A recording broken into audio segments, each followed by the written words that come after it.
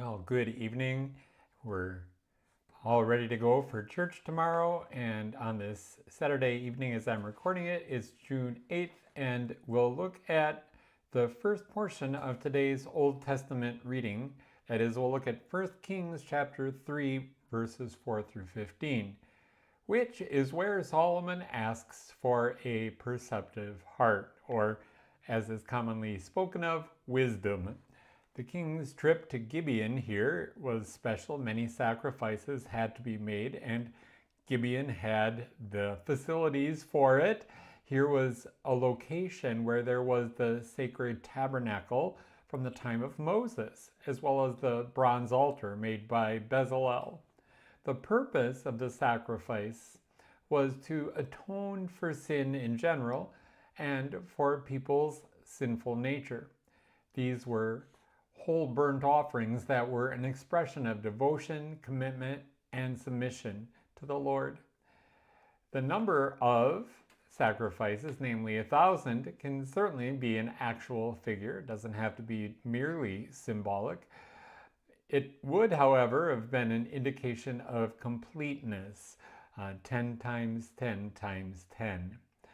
Now, Solomon didn't do the nitty-gritty himself of making these sacrifices, but he was the king and was the one who sponsored these sacrifices. The priests did the work. So after the sacrifices were over, the Lord appeared to Solomon in a dream. That is, in some way, in the midst of Solomon's sleep, in the midst of his dream, God made his presence crystal clear to Solomon. And talk about a blank check, in a way. God told Solomon, ask what I should give to you. Of course, God knew the heart of Solomon already, so it wasn't such a shot in the dark as one might think. The Lord had shown his gracious faithfulness to David. God was true to his word and promises to David. He had been David's good shepherd for life, guiding, protecting him, and enabling him to reign. And David had been brought to saving faith and was empowered by God to live out his faith.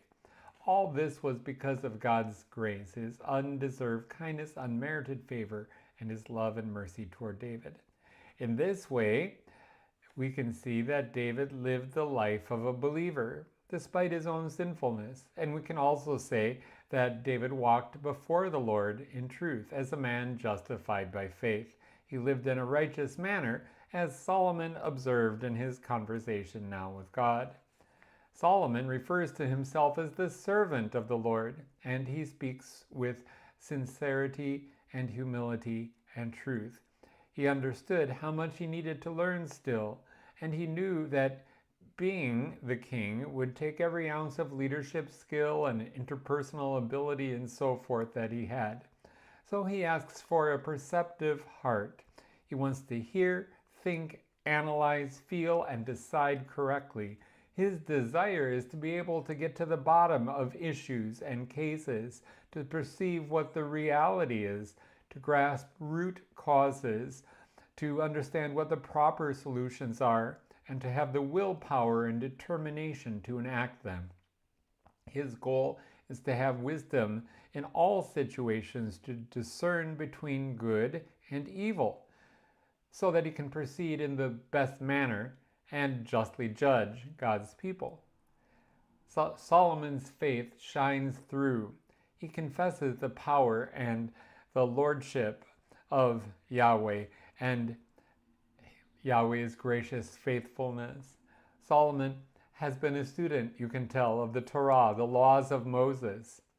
Rather than being concerned for himself and having a selfish attitude, Solomon's concern is for his countrymen. And he asked for what was necessary to carry out his kingly role in the right way, in a God-pleasing manner.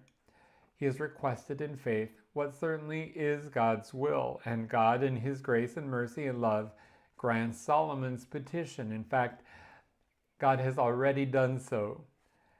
The only one wiser than Solomon was just one man, the coming one, Jesus the Christ. Jesus, as we know, would be perfect, holy, and sinless, even though he entered this world as a baby conceived of a virgin. In Jesus would be hidden all the treasures of wisdom and knowledge, because he would not only be man, but also true God. May God bless you and keep you, and I will be looking forward to